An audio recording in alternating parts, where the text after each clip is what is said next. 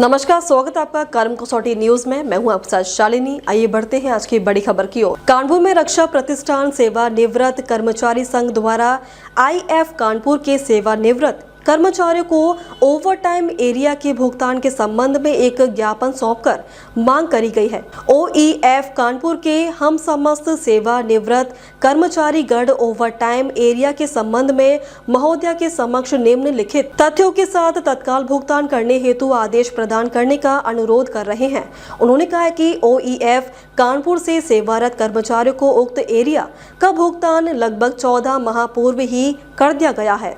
जिस प्रकार ओईएफ कानपुर और दूसरी निर्माणियों के कर्मचारियों को ओवरटाइम पीरियड का भुगतान किया गया, उसी प्रकार ओईएफ कानपुर में से हम समस्त सेवानिवृत्त कर्मचारियों को भी ओवरटाइम एरियर का भुगतान करना न्यायपूर्ण है। मेरा नाम रामनाथ द्विवेदी है। मैं कनिष्ठ कार्य प्रबंधक सिलेक्शन ग्रेड से आयुध उपस्कर निर्माणी से सेवानिवृत्त 2024 में हुआ हूँ। आज यहाँ पे आप लोग ज्ञापन देना है तो किसको दे के ज्ञापन देना है, क्या है? आज 1/1/2006 से छठे वेतन आयोग के बाद बढ़े हुए दर से ओवरटाइम एरियर का भुगतान प्रशासन को करने के लिए आदेशित किया गया था, किंतु इन्होंने अभी तक सेवारत कर्मचारियों को मात्र 50% ओटी एरियर का भुगतान विगत 14 माह पूर्व किया है और सेवारत कर्मचारियों का ओवरटाइम का भुगतान आज तक नहीं किया है।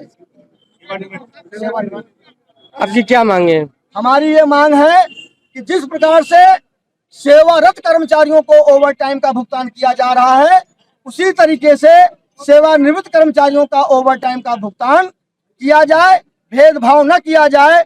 और निर्माणी प्रशासन या टीसीएल प्रशासन जो ओवरटाइम एरियर का एक भारी मोटी रकम जिसको मंत्रालय ने इनको दे रखा है, उसको ये ब्याज के तौर पे जिसको ये कमा रहे हैं और हम लोगों के पैसे का दुरुपयोग कर रहे हैं। हम लोगों का ओवरटाइम का एरियर लगभग एक कर्मचारी का 2.5 लाख के आसपास है और इन्होंने भुगतान नहीं किया, जिससे सेवानिवृत्त कर्मचारियों में भारी आक्रोश है। हम लोग दलगत राजनीति से उठकर सभी सेवारत कर्मचारी एकजुट होकर के और अपनी मांग को पुरजोर तरीके से टीसीएल प्रशासन के सम्मुख रखने के लिए यहाँ मुख्यालय में आए हुए। अगर आपकी मांगे नहीं पूरी होती तो आगे क्या करें? अगर हमारी मांगे पूरी नहीं होती हैं तो आज तो ये सांकेतिक रूप से हम यहाँ आए हुए हैं, जो 200-250 की संख्या आपको दिखाई पड़ रही है। विगत आने वाले दिनों में यहाँ ऑर्डिनेंस फैक्ट्री का लगभग ओईएफ का ही केवल 4-5 हजार कर्मचारी यहाँ पर आएगा और इनको यहाँ काम करने पे ये काम नहीं कर पाएंगे और सीट पे बैठ नहीं पाएंगे जब तक हमारे धन को हमारे हाथों में सौंप नहीं देंगे। और इसके बावजूद भी अगर ये नहीं मानते हैं तो हम मजबूर होकर के अदालत के मार्ग पर जाएंगे, क्योंकि इन्होंने ऐसा भेदभाव किया है कि वह भेदभाव अदालत एक ही बार में हमारी मांग को मानेगा। क्योंकि सेम कर्मचारी अगर दूसरे को आपने पेमेंट किया है तो हमारे साथ भेदभाव क्यों हुआ है, और हम आगे आंदोलन पर और न्यायालय की शरण में जाने पर मजबूर होंगे। पैसे देते हुए बताइए, आज ज्ञापन देने आए थे, क्या है पूरा?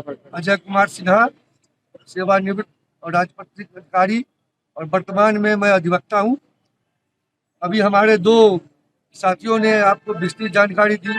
बस एक ही बात मुझको कहना है कि जो यहाँ टीसीएल का प्रशासन जो हम लोगों के मेहनत किया हुआ पैसे का उपयोग अपने टीडी और अन्य अपने ऐसो आराम में कर रहा है, उसका भुगतान तुरंत हम लोग को किया जाए, हमारे सेवानिवृत्त कर्मचारी को। अन्यथा अभी हमारे लोगों ने विधि सम्मत कार्रवाई के दिया था। हमारा ये भी है आह्वान कि अगर नहीं सुनवाई होता है, इसी टीसीएल के गेट पे धरना प्रदर्शन अमर अनशन किया जाएगा, जिससे कि इनके कान पे जो जू नहीं रेंग रहा तो इनके कान को खोलने का काम करेंगे। धन्यवाद। बताइए, आज ज्ञापन देना थे, क्या है पूरा? मैं पीएस श्रीवास्तव, सेवानिवृत्त 2015 में हुआ हूँ और यहाँ का वरिष्ठ ट्रेड यूनियन लीडर रहा हूँ। जो कर्मचारी रिटायर हुए हमारे पहले पूर्व साथी बताए, उसको रिपीट नहीं करना चाहिए। कंट्रोलर ऑफ फाइनेंस यहाँ के महाप्रबंधक को लगभग 72 करोड़ रुपया क्लोथिंग ग्रुप ऑफ फैक्ट्रीज के भुगतान के लिए दिया गया, जिसको ये विभिन्न मदों में टेम्परेरी ड्यूटी और उसका ब्याज दे करके खुद उसका भोग कर रहे हैं और रिटायर्ड कर्मचारियों को उसका एरियर का भुगतान नहीं कर रहे हैं। तो अगर इन्होंने नहीं किया तो हम पुनः कोर्ट की शरण में जाएंगे, क्योंकि रिटायरमेंट के बाद में मैं अजय सिन्हा दोनों हम लोग अभियंता है, लोग 10 साल से प्रैक्टिस कर रहे हैं, तो आगे जाकर के हम विधिक कार्रवाई करेंगे। अब तक के लिए बस इतना ही, फिर होगी आपसे मुलाकात। तब तक के लिए नमस्कार और देखते रहिए कर्म कसौटी न्यूज।